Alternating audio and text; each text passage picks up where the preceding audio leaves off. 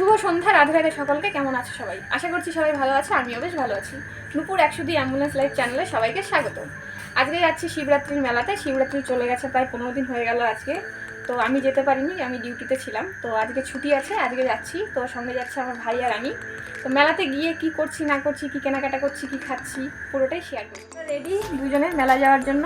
তো মেলায় যাব এখন। গাড়িকে ফোন করে দিলাম, গাড়ি আসছে। তো মেলায় গিয়ে তারপর একদম দেখা। এই তো আমরা মেলাতে চলে এলাম। আর মেলাতে আজকে প্রচণ্ড ভিড় ছিল। আর এটা হচ্ছে মেলার সামনের দিকটা। আর এই তো আমি আর আমার ভাই, কেমন লাগছে জানাবে।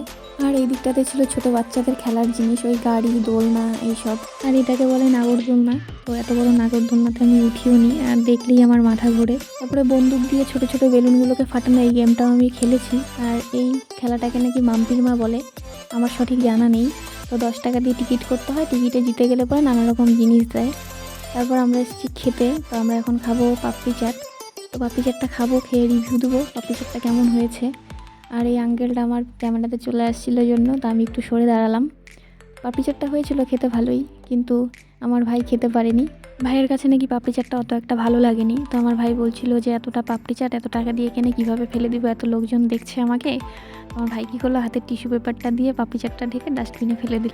তো যাই হোক, এটা আমি আবার ক্যামেরাবন্দি করে রাখলাম। তারপর দেখতেই পাচ্ছ মেলাতে প্রচণ্ড ভিড় ছিল। আর এই ফুচকা দেখি আমি বলছিলাম যে পরে ফুচকা খাবো, কিন্তু পরে যদিও খাইনি আমি, কেননা মেলাতে ফুচকা অত একটা টেস্টি বানায় না। আর এই তো আমি এই কাপের দোকানে এসেছি কাপ কিনবো বলে, কিন্তু এই কাপগুলো পার পিস 50 টাকা করে চাইছিল। তো তারপর এই কাপগুলো নিইনি, আমি পরে দুটো কাপ নিয়েছি। ভাইয়ের একটা পছন্দ হয়েছে, আমার একটা পছন্দ হয়েছে, তো দুটো নিয়েছি। আর এটাকে কি সত্যি টোরা টোরা বলে নাকি তোমরা একটু জানাবে, তো আমার সঠিক জানা নেই।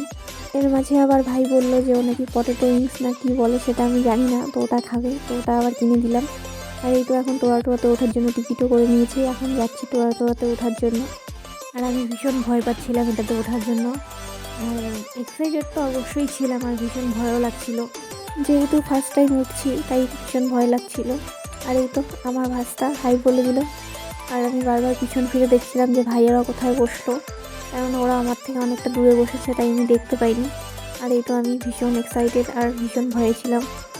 আর আমি ভাস্তাকে জিজ্ঞেস করছিলাম যে এক্সাইটেড নাকি, তো আমরা দুজনেই ভীষণ এক্সাইটেড। তো যাই হোক, এই তো ঘোরানো শুরু করলো, আর আমি ভীষণ ভয় পেয়েছিলাম। ওখানে বসে থেকে বলছিলাম যে আমি নেক্সট টাইম আর এটাতে কখনোই উঠবো না, কেননা আমার প্রচুর ভয় লেগেছে। নেমে নিয়ে তো মাথা ঘুরছিল, মানে ভীষণ, মানে একদম কি বলবো, মজা তো অবশ্যই লেগেছে, কিন্তু ভয়ও ভীষণ লেগেছে। তারপর তো মেলা ঘুরে বাড়ি চলে এলাম। যাই হোক, মেলাতে তো অনেক এনজয় করলাম সবাই মিলে।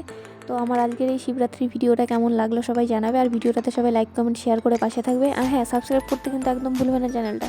তো যাই হোক, আমার আজকের এই ছোট্ট ভিডিওটা এখানে শেষ করছি। সবাই ভালো থাকবে, সুস্থ থাকবে, হাসি খুশি থাকবে। রাধে রাধে সবাইকে।